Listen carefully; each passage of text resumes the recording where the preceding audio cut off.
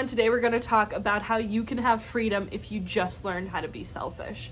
There are 5 freedoms that we all have access to: physical, financial, mental, emotional, and spiritual. And we can have them if we decide that the power does not exist in anyone else's choices but our own.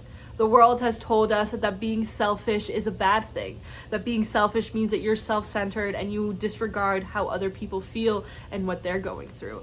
And yet no one is actually selfish. We are all constantly thinking about what we think other people are thinking about us, what we perceive other people believe about us, what we interpret we should do based off of what other people are doing. Society has this immense plan for all of us, and yet no one is sitting in your home constantly double checking all your work. Oh, well, you're not married yet. Your pillow isn't sitting there judging you when you're on the couch watching TV. Your artwork isn't yelling at you. You should probably have kids by now. You're almost 35. You should be married.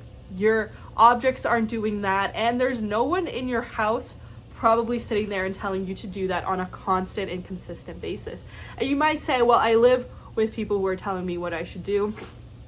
That may be true, but they're probably not sitting there 24/7 constantly yelling at you and telling you you should be doing this or you should be doing that. But your own thoughts and your own mind are, and at the end of the day, those thoughts that are telling you over and over again that you're wrong or you should be doing this or you're not enough aren't your thoughts. They're the thoughts that you have interpreted from the outside world. Because if you sat down and actually listened to your inner voice and your inner wants, you would start to ask better questions and become a better version of yourself. And it doesn't have to be from a pretty complicated place where you start off. It could be as simple as starting to drink more water. You start to drink more water and then you realize, I actually feel better now that I'm not drinking soda all the time. And then you start to go for a walk and you're like, man, I actually feel better when I'm outside for a little bit. And now I have better clarity about life and I'm not as mad all the time. And now when I'm driving and the person cuts me off, I'm like, you know what? I was out in the sun earlier today and I just feel more at peace, and this doesn't bother me as much because I needed to make time to go for a walk before I went to work. So I made sure I had enough time to grab a breakfast and get on the road at an earlier time. So now when I get to the office, I'm not as upset and I'm not behind because I'm already 10 minutes late to a meeting. I showed up on time and now I have extra time to prepare for that meeting. And now I'm not as annoyed when other people aren't prepared because I've already done the work and I know that I'm showing up the best that I can. And if other people can't, that's not my fault. And realizing that the angry person in your office is mad at the world because of something that happened to them earlier that day, but you didn't have that happen to you, so you feel better. And now it's lunchtime and you can say, all right, well, I had my nice salad and I went for a little walk and now I have to go back to this office, and do I really feel like I want to go back to that place? Is this fulfilling my purpose? And if it is, great. If not, what other questions do I need to ask to make sure that I am feeling better? Because I do have this space now. I'm not upset all the time. I have more freedom within my emotions and my mental space, and I'm not spending as much money everywhere, so I don't feel as obligated to stay at this high-paying job because I paid off my loans because I realized, I'm not spending as much money on going out for food because that food didn't make me feel good, so I don't want to do that. Now I can pay off my student loans and all these other loans, and I can save up some money so that I have the bandwidth and the freedom to say, you know what, this isn't where I want to be for the rest of my life. I want to give myself some space to find a better job that I'm actually aligned with and that I can go and follow through. And this all happened because you started to think about one decision that you're doing. Because how we do one thing is how we do every single thing in our life. And that you are buying into this freedom at a higher or lower scale all the time. There is not a single decision that you make that happens in a vacuum. It is either bringing you closer to the version of yourself you want to be or further away. And what decisions are you making on a daily basis? And do you ever even consider them? Scientists would not be good at their job if they never looked at the data and made conclusions about certain experiments that they're making. And you've been making experiments your entire life, and there's certain experiments that you've chosen for one reason or another to continue to do. And why are you choosing to do that? Is acting this way creating an output that you like? And if you don't like it, you still seem to be doing it for some reason. And what is that reason? Only you can know that answer. So it's time to sit back and say, you know what? I actually don't like how I feel when this happens. And if you have ever said that in your entire life, I need to lose weight, I need to save money, I need to have a better mindset about the world, I can't hate everything all the time, I can't be angry all the time, I want to do something more productive with my life, you have already understood this idea of being free at a different level, and it exists within you to follow through with those decisions. The scientists in that lab are making experiments based off of what they've learned so far. And they can't do any new trials of research until they've realized what didn't work in the past trials. And if they're not doing that and they're just spending a ton of money just throwing things at the wall, hoping it works, no one's going to continue to fund that research. Why are you continuing to fund the experiences and the decisions that you're currently doing if they're not getting you the results that you want? And do you even know what results do you want? Do you know what success looks like to you? Is there a certain picture you've painted that you're working towards? Or are you just walking through life hoping for the best? Or if not, you're just going through the motions because somebody else has told you. And if you are, how does that make you feel? And if you've landed on this idea, man, I do not want to continue to do what everyone else is doing, or just to continue what I've been doing because it doesn't feel good, then you've come to the conclusion that what's been happening isn't working. But you need to realize why you've been doing the things that you're doing. Why have you been eating all of the bad food and never working out and never being around people that you like?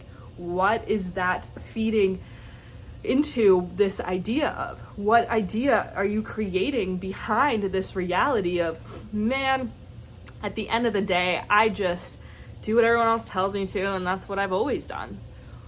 If you feel for any reason that that's not what you want to do, ask yourself why. Sit down with a pen and paper and write out these decisions that you've made. It's all going to start with you making a choice at some point to do things differently, and that differently could be drinking more water. It could be writing down sentences that just come to your mind. And if you are starting to journal, I'd suggest doing that. Or journaling or writing or however you want to call it, get a piece of paper, a pretty notebook, a whatever notebook, and get a pen and just start writing. Whatever your thoughts come up, just write those. Oh, I like this carpet. Oh, I actually like that painting too. I read this book once that connected me to this other book that I liked. See where your stream of consciousness is going. What thoughts are you thinking throughout a day? How do you jump from one thought to the other? And as you start to analyze and look at what you've been doing so far, you will probably come to the conclusion that, oh, this is how I got here. And that's great. And if you don't want to do that work, you don't have to. But you have to start somewhere, and that is the difference of getting to the place where you want to be and staying where you are. You make a decision and then you continue. When you make one decision, that is not the decision that you have to continue to make for the rest of your life. And a lot of us think that we have to. And there's almost no situation that you can't get out of at some capacity. Even if you're married, even if you have kids, you can still learn to live with that choice in a different way. There are ways to go around the decisions you've made in the past and to learn from them in the process. You probably can't just get rid of certain things or certain consequences, but you can learn to look at them from a different perspective and to live with them in a new way. And to do any of these things is to go against what society and capitalism and the world at large has told us is okay. Because if you are free, it means you have nothing left to lose. Freedom means you have nothing left to lose. You have nothing that they can take from you if you're free. They can't take away your house. They can't take away these things from you that you've built because they are yours. And your freedoms are not connected to the physical world in the same way as they are to your mental world. And these are all different worlds that you're creating. The financial world, the mental, the emotional, spiritual, physical world, they are all existing And it is easier in some ways for people to take certain things from you, but not if you create the foundation to create a better life. If you want to be financially free, you have to think in a way of, what if I don't have access to these current resources that I get money from? What if this goes away? How will I be okay? That is what freedom is, that they can take whatever they want, you will still be okay. And if they do take the job away, if they do take the house away, what is left behind? And oftentimes when people leave our life, they take a version of ourselves with them that they have built in us, because we've allowed their choices and their decisions and their behaviors to create us into a different version of ourselves, and to say, well, that's what matters, not what I think. And if you're here, you probably have decided that I need to be more selfish. I need to think more about the decisions I'm making. Because if you do start to drink more water and eat more fruits and vegetables, you're probably not paying for all of the food that has a great deal of chemicals in it. And then you'll probably be less likely to go and buy all of these clothes that you don't want, that you're not getting validation from buying things anymore. And therefore, you're not adding and voting for these systems that are hurting people in the long run. All of these chemicals that are added to the food and all of these chemicals added to the fabrics are affecting people before they get to you. They are hurting people along the process. There's a lot of fuel that goes into them. There's a lot of plastic. There's a lot of life that is being lost because of these chemicals being created. They're polluting the waterways. They're polluting animals' habitats. They're polluting human habitats. And that is, in and of itself, a good reason to not follow through on buying these items full of these chemicals. And you made the decision, well, I want to eat more fruit and vegetables because I feel better. And your decision is automatically helping other people as well, because they're not being forced to work in those situations. And you might be thinking, but is it me not buying chips, not giving people those jobs? Isn't it taking jobs away from them? And the reality is that the market is going to shift and change as necessary for the market to continue. So if people aren't buying all of these things that are hurtful, they're gonna have to change their behaviors. They're going to have to make things that people actually want to buy and participate in. If nobody bought animal products, they wouldn't make them. They would shift and they would refocus. They would figure out a new way to make money. And that's the thing. Every time you buy something, you're voting for the systems you want to uphold. And you might think, but I'm just one person. Yeah, but if 100,000 people said, I'm just one person and my choices matter, we would live on a planet where 100,000 people are making better decisions for themselves, the people around them, and the whole world. And accidentally, it is the exact same decision when you choose not to participate in buying fast fashion and buying animal products and drinking more water, and then realizing, wow, I want to know where my water is coming from, and demanding there to be testing and demanding other people to start thinking about this. And you're doing that by just living this new life and sharing your experiences. Well, now you are accidentally, incredibly creating a better life for everyone across the board. And then when you show up and you're more mentally present and emotionally in a good place, you are able to be there for other people and say, hey, like, how's your day going? And have the bandwidth to listen to them and say, hey, I'm here for you. I want you to know you're not alone. This is what's helped me. You can actually offer the space for other people to step into a different version of themselves and actually care about the people around you. So now you're influencing the world for the better. And when you are figuring out ways for you to be in a better financial situation, you're sharing that along the way. You're probably showing your friends that, hey, I don't actually want to go to this place to get dinner, but we should still hang out. Maybe we can, get together and go for a walk instead. And on that walk, you can have a conversation that sparks in your friend a new way of thinking that has them start to drink more water and really consider, hey, is this the relationship I want to be in? Is this the person for me? And if not, then they might start saying, all right, well, what can I do? I feel better after going on this walk. And you might be thinking, really, one walk is going to do that for you? And the answer is probably not. You're probably not going to miraculously change every habit overnight, but you also didn't create those habits overnight. Whatever thing you do consistently today, you have done it consistently over time. You didn't just drink soda once and now this is the thing that you can't stop doing. It was a thing that you went back to over and over again. Sitting on the couch and watching TV is a habit that you went back to over and over again. And you might be thinking, well, growing up, a lot of the time I saw my parents doing that, and then that's what I learned to do, and then all the people I'm around also do that. And that's fair. There is a lot of people making a lot of choices around you, but it is your choice that you get to control. You can't change what your parents did while you're growing up or whoever raised you. You can't change the behavior of your boss or your coworkers or your partner or your dog, but you can change how you show up. And if you do have animals in your life and they annoy you all the time, maybe you going out on a walk with them more often makes them more tired so that they're resting more and you're starting to enjoy their time more as well. Just starting to look at your life and do little tiny things could be a big difference at the end of the day.